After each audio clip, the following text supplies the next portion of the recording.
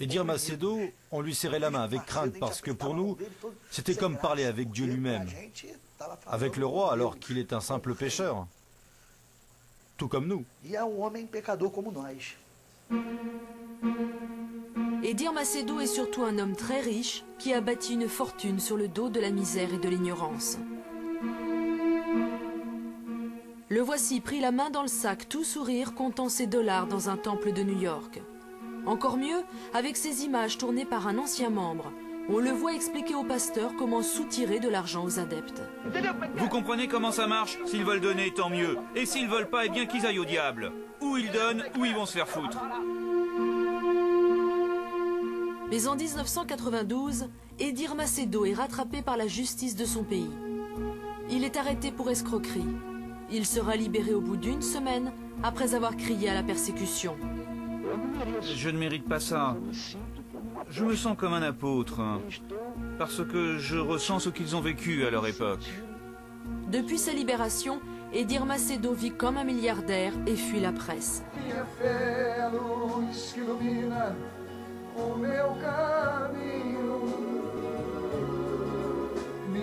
La figure montante de l'Universel, la voici.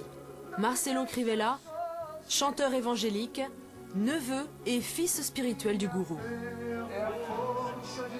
L'homme a une formation d'ingénieur et a gravi les échelons après avoir implanté l'Universel sur le continent africain. Revenu au Brésil, il est aujourd'hui la vitrine de l'Église, l'homme que l'on présente aux médias pour répondre aux questions embarrassantes. La foi n'est pas un commerce. On fait un commerce avec ce qui se vend ou s'achète. On ne vend pas et on n'achète pas la foi. La foi, c'est un don naturel que les gens reçoivent. En fait, vous confondez avec la dîme et les offrandes que l'on fait à l'Église. Mais cet argent est utilisé pour propager la parole de Dieu. Et pour cela, nous avon besoin de beaucoup d'argent. Je n'ai jamais exercé de pression sur les pasteurs qui ramenaient plus ou moins d'argent. J'ai exercé des pressions sur des pasteurs dont l'église n'était pas pleine. Nous tous, nous avons l'obligation de remplir nos églises, car le monde est plein de gens perdus qui souffrent et ils ont besoin de connaître Jésus.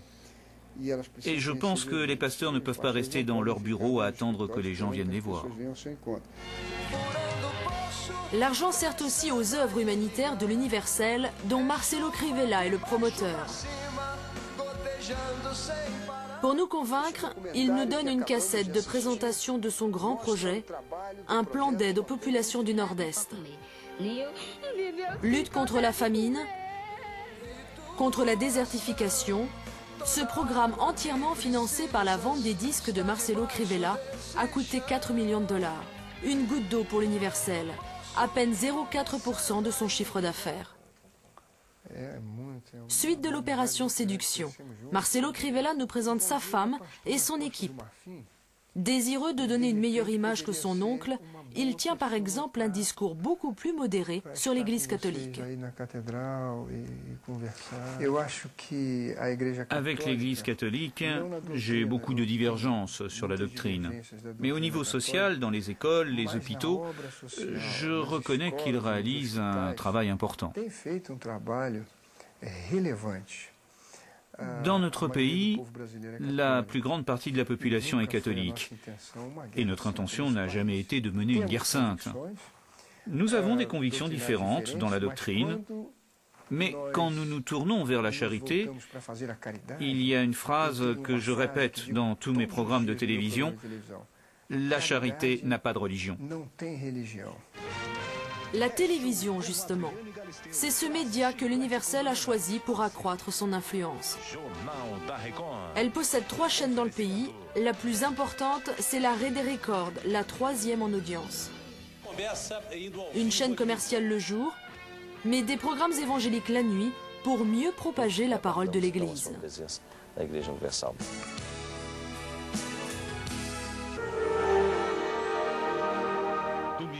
Dimanche, à 10 h, grand rassemblement de foi et de miracles. Sur la Rede Muller, une autre chaîne de l'Église sur le câble, dédiée aux femmes, c'est du matraquage jour et nuit, avec cultes en direct et prêche d'Edir Macedo en prime. Honore ton peuple qui te vénère depuis tant de temps avec ses dîmes et ses dons. Edir Macedo évangélise sur petit écran et l'universel continue de s'étendre. De quoi faire réagir le père Marcelo Rossi. Avec son courant du renouveau charismatique, il choisit lui aussi l'arme de la télévision pour reconquérir les fidèles. Soutenu ainsi par l'évêque Fernando Figueiredo. Para Deus nada é impossível.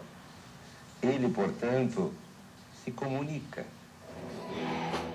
Communiquer, occuper les médias, mais surtout faire revenir les fidèles à l'Église. L'évêque Figueiredo l'a bien compris au point de participer à la messe-spectacle de Marcelo Rossi. Nous sommes dans une ancienne usine transformée en chapelle.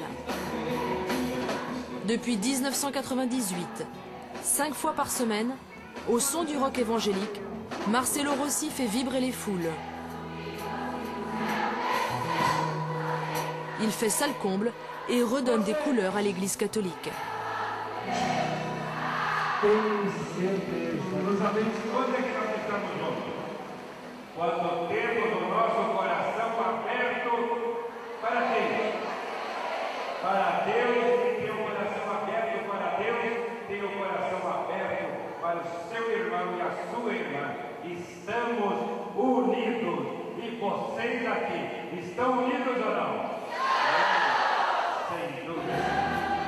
Mais la vraie vedette, c'est bien lui, Marcelo Rossi.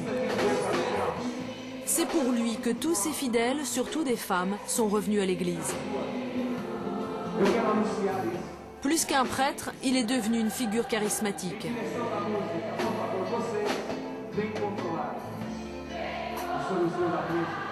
On le présente même comme le sauveur de l'Église catholique. Mon objectif principal est de ramener les catholiques à l'église. C'est ça mon objectif. Beaucoup de ceux qui s'en étaient écartés fréquentaient l'universel et sont revenus vers nous. C'est vrai qu'à l'universel, ils pourraient par colère m'attaquer pour cela, mais en aucun cas, moi je ne les attaquerai. Ma fonction est de porter la parole de Jésus et de les ramener à l'église. C'est tout. Et je vois partout ces réveils de l'église catholique ici au Brésil. Il y a une présence bien plus grande des fidèles, du peuple, parce que la participation est plus vivante. C'est ça le problème. Le problème, ce n'est pas Père Marcelo. Père Marcelo, c'est une présence vivante. Mais je vois que cette présence, cette participation à la vie de l'Église, aujourd'hui, est très grande.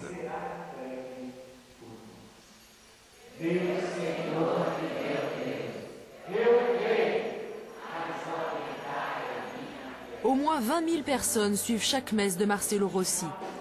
Entre les chansons et l'émotion, la liturgie est respectée. Mais ce sont des laïcs, par exemple, qui donnent la communion. Le succès de Marcelo Rossi a pris de court la hiérarchie catholique. Accusé d'imiter les cultes évangéliques, il a atténué quelques rituels proches des pentecôtistes et son courant est mieux accepté. Je pense qu'aujourd'hui, la présence du renouveau catholique est bien plus tranquille, bien plus accepte cette présence. Grâce à Dieu, n'est-ce pas? Je pense qu'aujourd'hui, on voit bien la diversité dans l'Église, l'unité dans la diversité.